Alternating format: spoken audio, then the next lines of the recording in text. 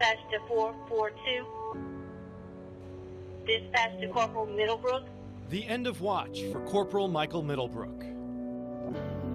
He literally fed the hungry and clothed those who were cold and needed it.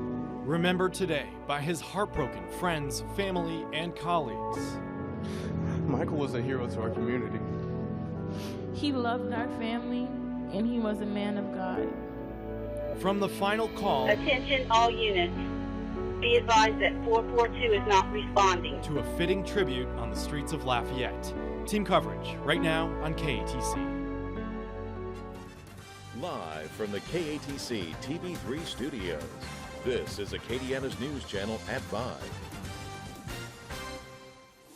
And good evening, everyone. I'm Jim Hummel. Tonight, that final goodbye to Corporal Michael Middlebrook, the Lafayette police officer killed in the line of duty over the weekend. It was an emotional day at Our Savior's Church in Lafayette, where his funeral was held this afternoon. For anyone who knew my stepdad can say two things. He loved our family, and he was a man of God. Bianca, I'm learning all this stuff, and I'm 40 years old, about Jesus. I would just laugh because I wouldn't really know what he meant, but now I know. It's sad that we have to put such a beautiful human being to rest, but God is helping with the pain. A big part of me knows that Michael is smiling down from heaven. Thank you. Those are Corporal Middlebrook's stepdaughters. They also promised to one day share stories with their sister, who's just 3 years old. Today was also very emotional for Corporal Middlebrook's colleagues on the force, so many of them considering him more than just a co-worker. I will always remember that beautiful 3-year-old little girl looking up at me, the father's eyes confused, asking me, is my daddy dead? Oh, I'm sorry I couldn't answer you then. No, sweetheart. No. Because heroes don't die.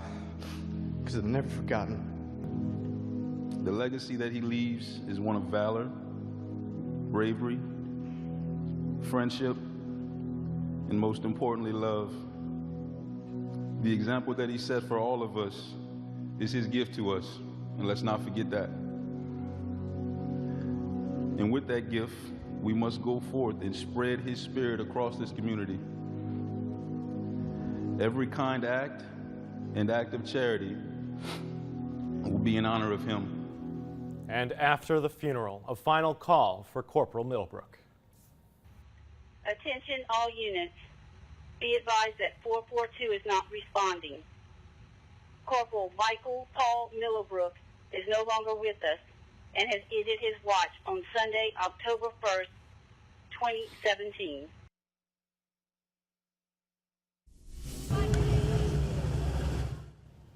And now to the procession through the streets of Lafayette. So many going outside to line the route and show their support for Corporal Middlebrook's family and also Lafayette Police. One of the more emotional moments outside Lafayette Police headquarters, where Corporal Middlebrook made one final visit. Valerie Poncetti with our team coverage from there. Valerie.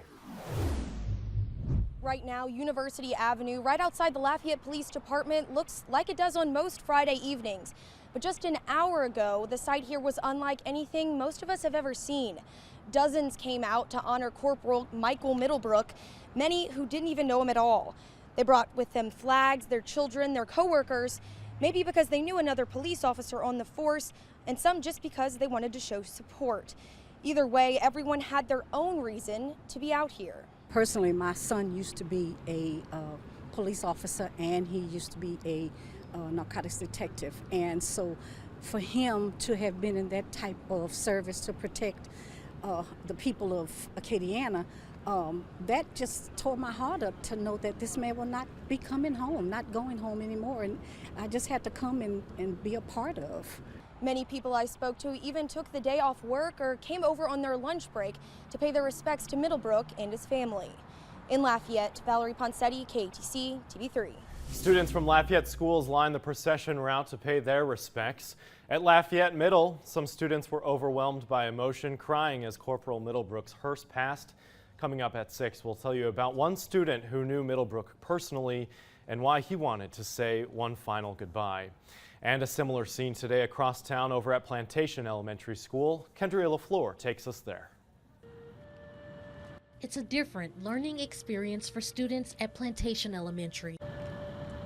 With patriotic flags, signs, and even songs, they're learning about service and honoring a fallen hero. I think an event like this stays in students' memories for a lifetime, and I think it will have a big impact on how they feel about the police force and what it means to honor someone's life. And the kids need to know that when they need the police, they're there all the time. They go into the most dire straits to help protect them. School board member Erica Nizik wanted students along the procession route to learn how much of a sacrifice first responders make every day. This officer went into harm's way and to try to help people he didn't even know, and unfortunately lost his life. It shows that the community is getting behind the support of the police department in their time of mourning. As many viewed the procession, they walked away with a memory that will last forever. In Lafayette, Kendria LaFleur, KATC TV3. And if you'd like to watch Corporal Middlebrook's funeral in its entirety and our coverage of today's procession, you can find a link over on KATC.com. Now to the other big story today, Tropical Storm Nate. Louisiana is still watching the storm closely, but the good news, at least for Acadiana, Nate appears to be pushing eastward. For the latest on the track, let's bring in Chief Meteorologist Rob Perillo. Rob. Thanks, Jim. Yeah, Nate looking better and better on satellite imagery this afternoon, and sure enough, the storm has strengthened a little bit up to a 60-mile-per-hour storm, and this system will be clearing the Yucatan tonight, more than likely staying with the center staying over open water. So Nate has a nice opportunity to continue to strengthen and will likely become a hurricane prior to landfall. Currently 60-mile-per-hour winds, the storm racing to the north-northwest at 21. It's going to continue that through early tomorrow morning, then turn more northerly as it approaches the Gulf Coast tomorrow night, late tomorrow night. But hurricane impacts possible for extreme southeastern Louisiana as early as prior to midnight tomorrow night. Making landfall as a Category 1, but I think it might be a little bit stronger. Notice the hurricane warnings, Terrebonne Parish on eastward. Still tropical storm watches for Acadiana, but I think all the impacts with this system, it's going to be a lopsided system. Whether it intensifies or not will be east of Acadiana, so no issues locally, but a pretty good chance of storms. Warm and humid overnight tonight, mid-70s your low. Tomorrow, upper 80s to near 90 with a 60% chance of showers and storms. Not directly associated with Nate.